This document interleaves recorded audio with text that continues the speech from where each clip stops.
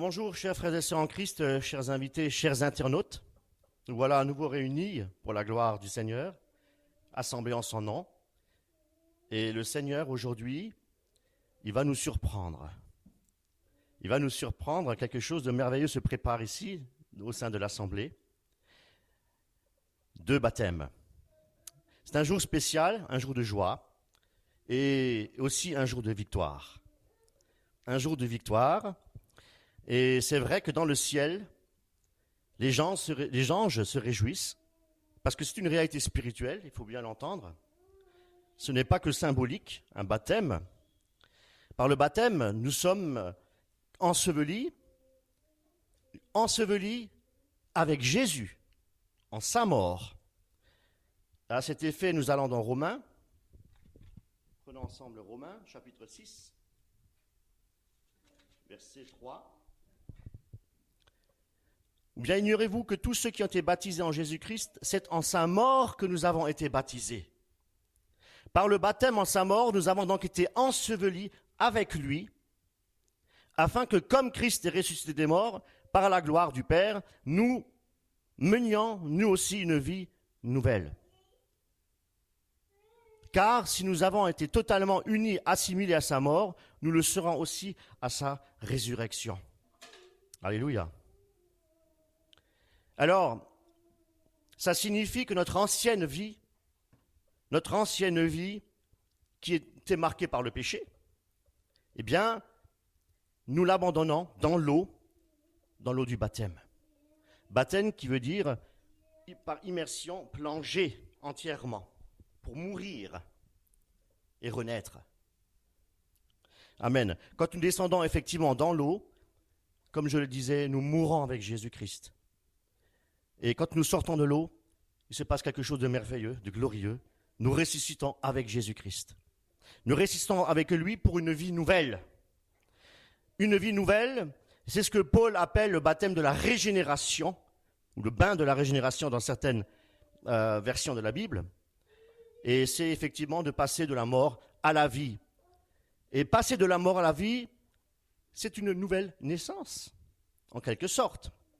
Et cette nouvelle naissance est produite non pas par l'eau elle-même, mais produite par le Saint-Esprit. C'est l'Esprit de Dieu qui, par son action, vous transforme et vous fait renaître dans une vie nouvelle. Avec le Seigneur, parce que vous êtes appelés à ce moment-là, enfants de Dieu, non plus esclaves de Satan, mais esclaves de Dieu, doulos, esclaves de Jésus-Christ, nous dit Paul. Amen. Et ça, c'est une joie pour intégrer également le corps du Christ. Amen. C'est comme l'épisode des Israélites lorsqu'ils ont traversé la mer Rouge, ils sont passés effectivement aussi de l'esclavage à la liberté des enfants de Dieu. On va dire ça comme ça. Non pas, comme je le disais, que l'eau a un pouvoir surnaturel, absolument pas. Mais c'est l'action de l'Esprit de Dieu. C'est le Saint-Esprit qui agit. Amen. Alors, Tite, chapitre 3, à partir du verset 5, il nous est dit, il nous a sauvés, écoutez bien, il nous a sauvés, non en vertu d'œuvres que nous aurions accomplies nous-mêmes dans la justice, mais en vertu de sa miséricorde par le baptême de la nouvelle naissance et de la rénovation que produit l'Esprit Saint. Donc, avant de connaître Jésus-Christ, nous étions effectivement dans les liens du péché, nous étions esclaves du péché et nous étions également morts spirituellement parlant. Et en mettant notre foi dans l'œuvre salvatrice de Jésus-Christ accomplie sur la croix, une fois pour toutes, selon Hébreux, pour nous sauver, pour nous racheter d'un grand prix, au prix de son sang précieux qui a coulé sur la croix pour nos péchés, parce qu'il nous aime. Car Dieu a tant aimé le monde qu'il a donné son Fils unique afin que quiconque croit en lui ne périsse point, mais qu'il ait la vie éternelle. Jean 3,16. Alléluia. Eh bien, le Seigneur veut vous communiquer ce matin, vous l'avez déjà, la vie éternelle. Vous l'avez déjà. Mais vous allez ce matin témoigner publiquement de ce que le Seigneur, de ce que vous avez dans votre cœur vis-à-vis du Seigneur. Vous voulez le servir, le suivre et vous engager avec le Seigneur. Que ce soit dans les épreuves, mais il est toujours là. Même lorsqu'il y a effectivement les nuages sombres au-dessus de votre tête, derrière les nuages sombres, il y a toujours ce soleil. Le soleil ne disparaît pas. La gloire de Dieu est toujours là, présente, même dans les moments les plus difficiles que nous pouvons vivre, que ce soit à travers la maladie, que ce soit à travers n'importe quelle situation. Le Seigneur est tout-puissant et pour vous visiter. Et il n'a pas changé. Il est le même hier, aujourd'hui et éternellement. Et il veut aussi vous guérir, autant spirituellement que corporellement. Le Seigneur est tout-puissant. Il est le Créateur. Il est votre Créateur. Et vous êtes devenus enfants de Dieu. Amen. Amen. Et pour terminer, j'aimerais encore ajouter que le baptême, c'est un puissant témoignage devant les hommes et devant les anges. Devant les anges. Et parce que nous déclarons publiquement que nous appartenons en Jésus. Et parce que nous déclarons publiquement que nous renonçons aux œuvres infructueuses des ténèbres et que nous proclamons de notre bouche que nous choisissons la lumière pour marcher par l'Esprit. Eh bien, aujourd'hui, nous allons voir effectivement cette merveilleuse œuvre de Dieu s'accomplir devant nos yeux et nous voulons nous réjouir à cela. Car Dieu agit encore aujourd'hui, il est vivant. Que Dieu bénisse aussi nos sœurs qui vont se faire baptiser et qui vont nous apporter aussi leur témoignage. Donc nous voulons les entendre et nous commençons avec sœur Virginie. Alors si tu veux bien t'approcher et nous apporter ton témoignage. Merci.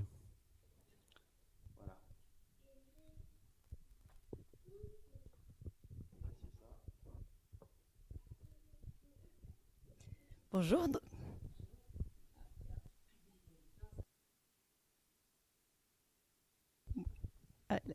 Oui. Bonjour, moi c'est Virginie, donc j'ai 53 ans. Mon enfance a été très difficile, marquée par des handicaps, dont le bégaiement, et des grosses difficultés en famille. Donc je me suis retrouvée seule assez vite. Et j'ai préféré partir en Chine donc pour l'université et passer mon bac à Hong Kong. C'est le bégaiement qui m'a rattrapée à mon retour en France, où travailler ou même survivre a été assez difficile. Je ne pouvais absolument pas passer un coup de téléphone, ni même en recevoir.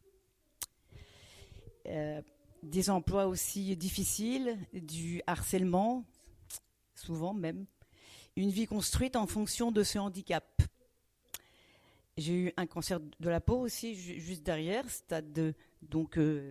dernier stade. Et quelques soucis de santé donc, sont suivis. Puis à 30 ans, début d'une maladie, je commence à perdre du poids. Je ne peux plus contrôler si je bafouille. Et j'étais extrêmement bègue en fait, donc je ne pouvais plus travailler. Et quelques années ont passé où je n'étais plus apte à rien et j'étais très seule dans mon coin. Je redécide de travailler, je crée ma société pour être prof de chinois, alors même que je tombe quand je marche, où j'ai des spasmes à la tête, à la nuque, etc. À 14 heures, je dois dormir, tellement que je suis fatiguée, je perds tous mes cheveux, nul ne sait ce que j'ai. Je me cache, je survis et seul dans mon coin. La solitude, la pauvreté me gagnent. J'ai quand même été bouddhiste entre-temps. Puis je deviens quasi paralysée des bras. Je cesse tout. Et entre-temps, je rencontre donc une de mes élèves qui devient une amie avec qui donc nous partons à la Réunion parce qu'elle a besoin d'aide et puis moi j'avais rien. Et très vite, donc je suis devenue dépendante d'elle parce qu'elle avait une voiture pour faire les courses, pour tout. Je commence à perdre la marche. On a aussi vécu des choses difficiles là-bas. Et notre amitié a commencé à mal se porter. 4 ans après mon arrivée à La Réunion, j'étais au bout d'une page, même d'un rouleau, dans le trouble, l'angoisse, aucun avenir, coincé sur cette île, malade et peut-être seul un jour. J'en viens au désespoir pour la première fois. J'ai eu aussi peur de l'Apocalypse, car j'avais lu un peu la Bible 2 ans auparavant. Et alors, je commençais à chercher Dieu, mes Dieu Père, et chaque soir, je priais 2 bonnes heures, où je me confiais, j'avais confiance en lui. Et je lui demandais toujours comment survivre dans un tel monde, et comme j'étais. Sans rien pour pouvoir circuler sur place aussi, pas de voiture, pas de fauteuil roulant, rien. J'allais même plus à la boîte à lettres, mes gens ne voulaient plus. Et je cherchais la route à suivre de Dieu. J'étais un orgueil un peu brisé, en fait, alors que j'étais extrêmement orgueilleuse. J'étais humiliée, épuisée, à bout de ma persévérance humaine et de mon courage. J'avais plus de force. 2 mois et demi plus tard, quelqu'un sur Internet parle de Dieu en disant qu'il faut adorer Dieu et pas les anges. Méfiante, je bondis voir ce que la Bible disait, et c'était sur la dernière page de la parole de Dieu. Jésus allait revenir, ce que je comprenais uniquement. Mais qui était Jésus? Je voulais à tout prix savoir. Et 1 semaine ou 2 après, un matin, le 13 juin 2020, un matin, une vidéo s'affiche sur qui est Jésus. Paf, je clique, des versets passent, mais le premier me bouleverse. Donc j'écoutais à peine la suite, et c'était Éphésiens 1,4 qui dit « En lui, Dieu nous a élus avant la fondation du monde pour que nous soyons saints et irrépréhensibles devant lui, nous ayant prédestinés dans son amour à être ses enfants d'adoption par Jésus-Christ, selon le bon plaisir de sa volonté, à la louange de la gloire de sa grâce qui nous a accordée en son bien-aimé. » Je suis bouleversée. À ce moment-là, Jésus, en fait, était Dieu. Aïe, aïe, aïe. Il avait prévu de nous sauver. Mais j'avais péché. J'étais bouddhiste, tout ça. Et je revoyais tout le film de mes gros péchés jusqu'au tout, au tout petit. Je voyais même les petits mensonges que j'ai pu faire. C'était atroce. Et donc, la honte m'a vraiment envahie. J'étais condamnée. Je me sentais condamnée. Misérable, toute nue. Et je savais que là, Dieu, il était là, il me voyait. Et à un moment donné, donc, j'ai eu, alors même que j'étais à vif, j'ai eu la sensation de prendre une douche à l'intérieur et que mon corps était coupé en 2. Et j'avais le corps tout léger. Il y a un poids costaud, vraiment, je me sentais toute légère. Et là, j'ai compris qu'il s'était passé quelque chose et que il y a eu un moment où je me suis dit que je n'étais peut-être plus condamnée. Et comme j'étais au courant de absolument rien, comment ça se passait avec Dieu ou tout ça, en fait, parce que la Bible, je ne la comprenais pas. Par contre, j'ai vu Jésus mort pour nous, je l'ai presque vécu en définitive. C'est comme si j'avais palpé qu'il avait souffert pour nous, et je me suis enfin représenté le Jésus sur la croix que je ne connaissais même pas. Je ne savais même pas pourquoi il avait été à la croix, s'il avait existé. Je ne savais pas du tout. Je demandais pardon à Jésus à ce moment-là avec des chaudes larmes, en fait. Et je découvrais donc un roi, celui que je voulais aimer, le seul que je voulais aimer maintenant. Et c'était mon sauveur. La joie est apparue tout le long du week-end qui avait suivi, et comme un soulagement aussi. J'avais trouvé la vérité. Bon, je la cherchais et je l'ai trouvée. Et mon ami, je la revois 2 jours après, et puis je lui dis, tu vois pas, tu sens pas la rupture? Alors elle me disait non. Et je me suis retrouvée avec ma cigarette. Et c'était plus possible, j'avais les jambes qui flageolaient, je ne pouvais plus fumer. J'étais invitée aux fêtes aussi, les fêtes là-bas créoles où on danse. Je ne pouvais plus aller sur une piste de danse. On m'apportait un verre de champagne, je ne pouvais plus boire. J'étais vraiment coincée dans... C'est plus ma vie, c'est plus mon monde. Au revoir. Et donc, je parlais de Jésus partout, à tous, jusqu'à perdre la plupart de mes liens.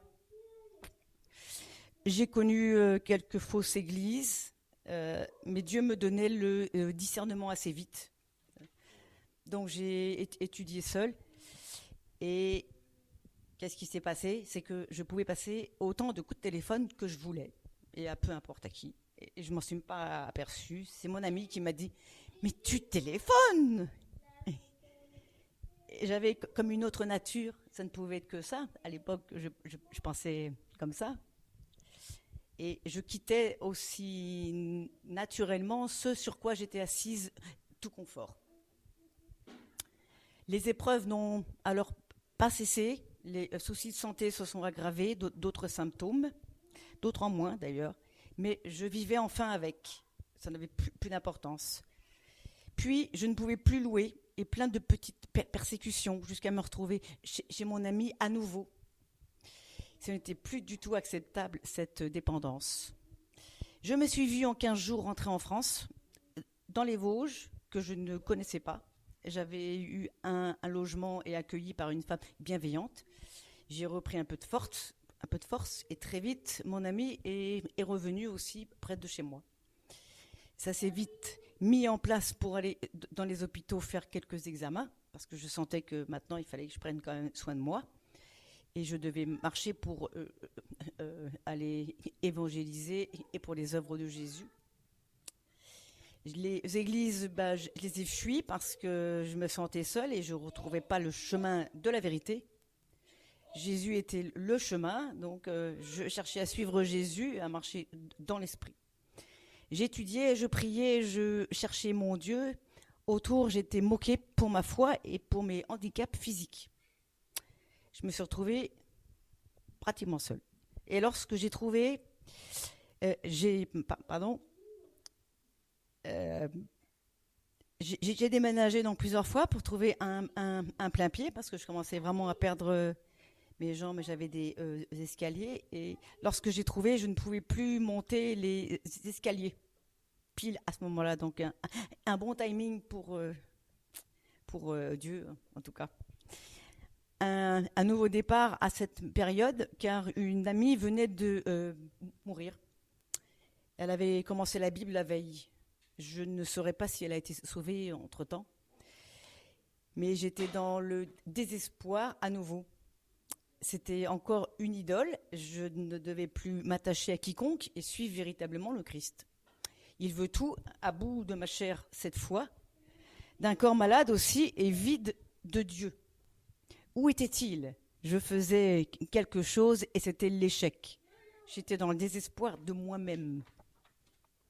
Je réalisais que ma chair corrompue devait être crucifiée pour que la vie de Christ puisse vivre à ma place, bien qu'elle ait déjà été crucifiée, mais je n'avais pas compris.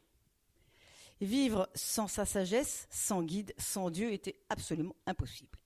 On avait été crucifié avec lui, je lui appartenais réellement, je devais lui donner tout et tout lui consacrer.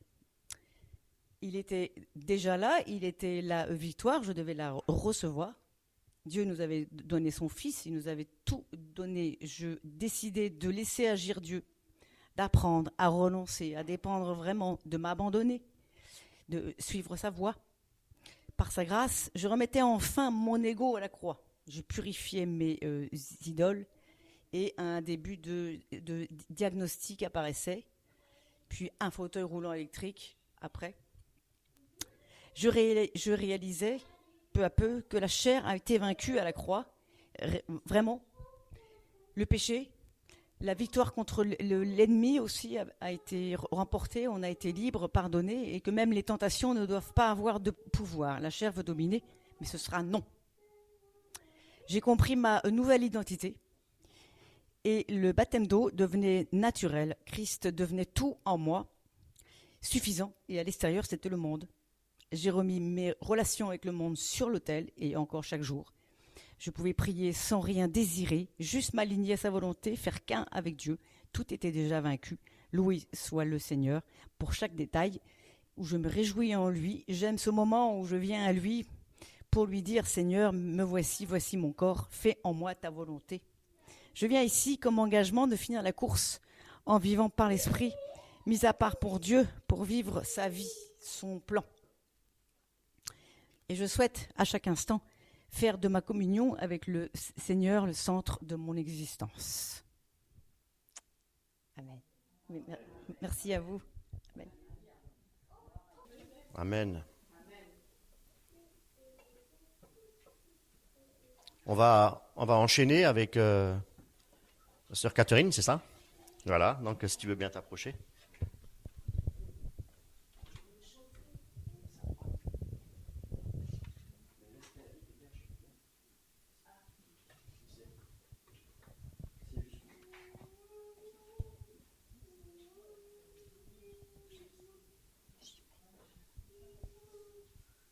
Bonjour, Bonjour, je m'appelle Catherine. Je viens faire le baptême en tant que croyante. Je n'ai que ça car je ne suis pas sauvée. Je veux me débarrasser de mes péchés, mais ils reviennent sans cesse et je me sens démunie. Rien en moi n'a envie de mourir et je reste prisonnière de ma chair. Je reconnais mon incapacité de quitter mes désirs, mon confort, ma vie sociale, mes plaisirs, et j'en ai beaucoup, et surtout mon orgueil. Je vis comme tout le monde, attachée à ce monde. C'est pourquoi j'ai décidé de venir me faire baptiser. Je me rattache au baptême pour me servir de tremplin, réaliser que j'ai besoin de la vie de Dieu. Je suis prête à lui appartenir.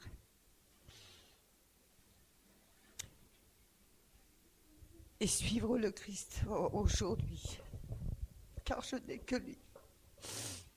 Béni soit son nom.